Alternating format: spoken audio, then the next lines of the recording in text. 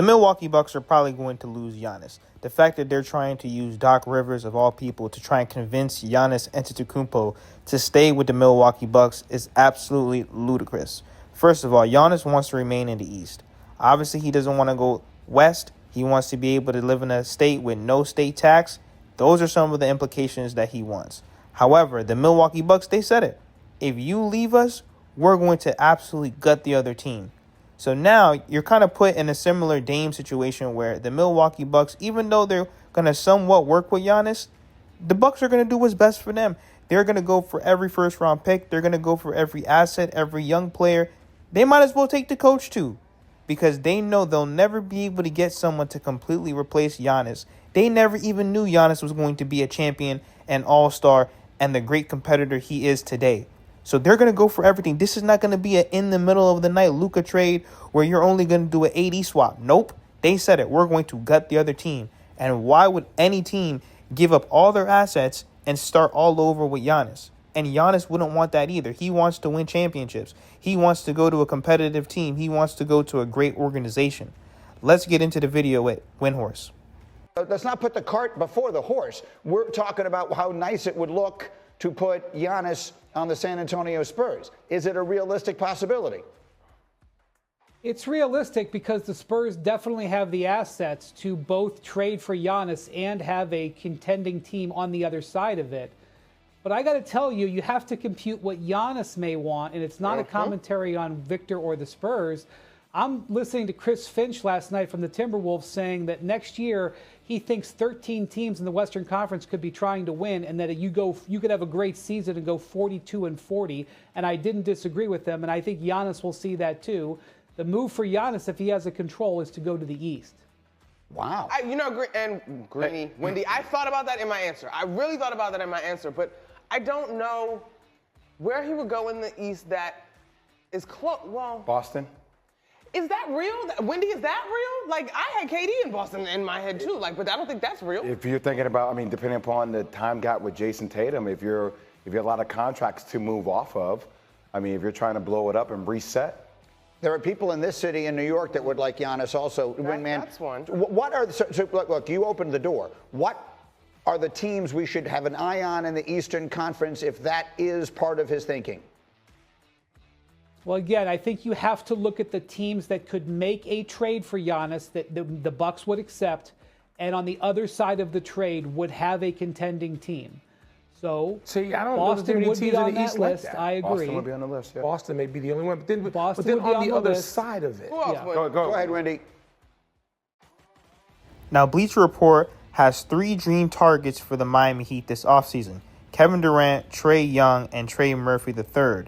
Get offensive firepower in Durant and Young, or you could turn to Murphy, who's a cheaper option who could put up 20 points per game. Now, obviously, the Miami Heat have wanted Kevin Durant for a long time. It's already been rumored that Kevin Durant could go to the Warriors, also to the Houston Rockets, the Minnesota Timberwolves. All those teams could be willing to overpay for Kevin Durant. Remember, the Western Conference, it gets better every year. It's not easy to win in the West.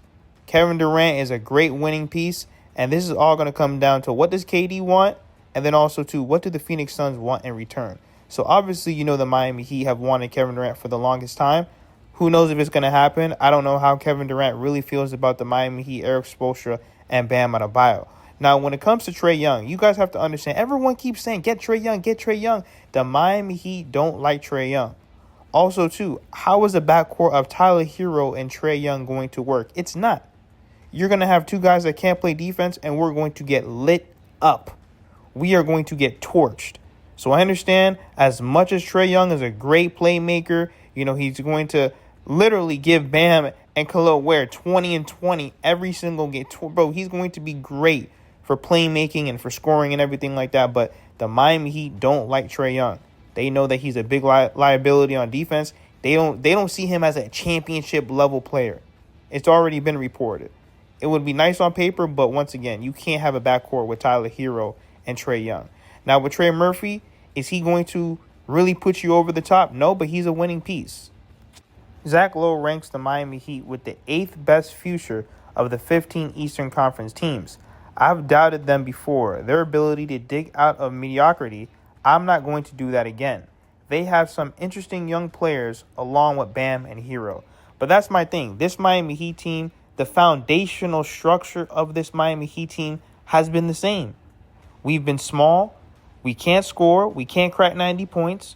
We've had this quote-unquote third quarter for years.